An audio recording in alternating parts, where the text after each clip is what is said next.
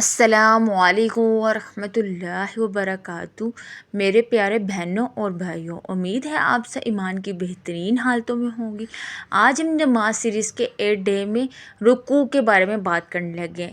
ہم سب رکوع کرتے ہیں، لیکن کیا ہمارا رکوع واقعی ہی درست ہوتا ہے یا نہیں؟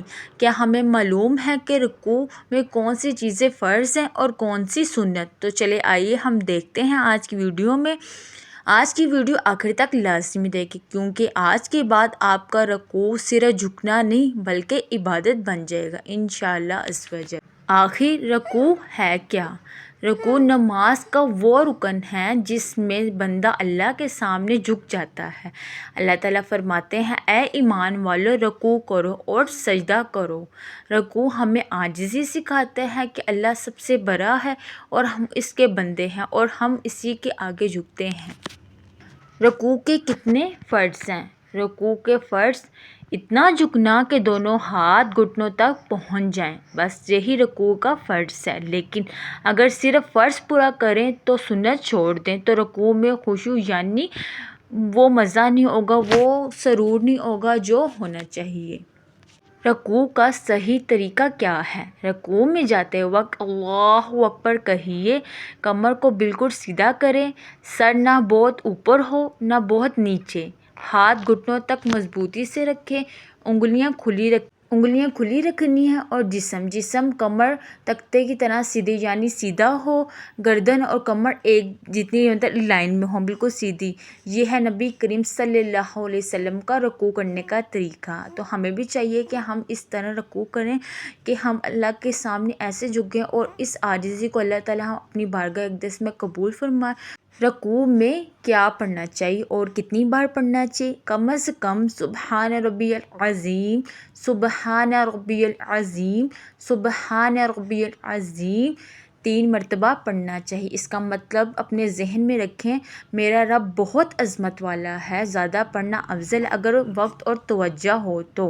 اکثر ہم رکوع میں جو غلطیاں کرتے ہیں: غلطی نمبر 1، کمر ٹیڑھی رکھنا۔ غلطی نمبر 2، صرف سر جھکا لینا، کمر کو نیچے نہ کرنا، صرف سر کو جھکا لینا۔ غلطی نمبر ہماری 3 یہ ہوتی ہے، ہاتھ گھٹنوں پر مضبوط نہ رکھنا، یعنی کھلی بھی نہ کرنا اور مضبوطی سے بھی نہ رکھنا۔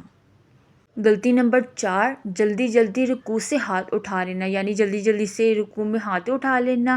اور غلطی نمبر 5، تسبیح گنتی کے بغیر پڑھنا، یعنی ایسے ہی پڑھ لینا، گنتی نہ کرنا۔ کم از کم 3 مرتبہ رکوع میں پڑھنا ضروری ہے۔ رکوع میں سکون کیوں ضروری ہے؟ نبی کریم صلی اللہ علیہ وآلہ وسلم نے فرمایا، جس کی نماز میں رکوع میں سکون نہ ہو اس کی نماز درست نہیں ہوتی۔ کم از کم اتنا رکیں کہ 3 بار تسبیح آرام سے پڑھ سکیں اور توجہ کے ساتھ آپ اپنی رب کی بارگاہ اقدس میں جھکیں۔ رکوع کو روحانی بنانے کا راز کیا ہے؟ جب رکوع میں جائیں تو دل میں کہیں، یا اللہ میں تیرے سامنے جھک رہی ہوں، میرے غرور کو توڑ دے۔ یہ سوچ رکوع کو عبادت کا مزہ دیتی ہے اور ہمیں اپنے رب کے سامنے عاجزی کے ساتھ جھکنے کا موقع دیتی ہے۔ اگر آپ نے آج کی ویڈیو سے آپ نے رکوع صحیح سیکھ لیا ہے تو ویڈیو کو لائک، شیئر اور چینل کو سبسکرائب ضرور کریں۔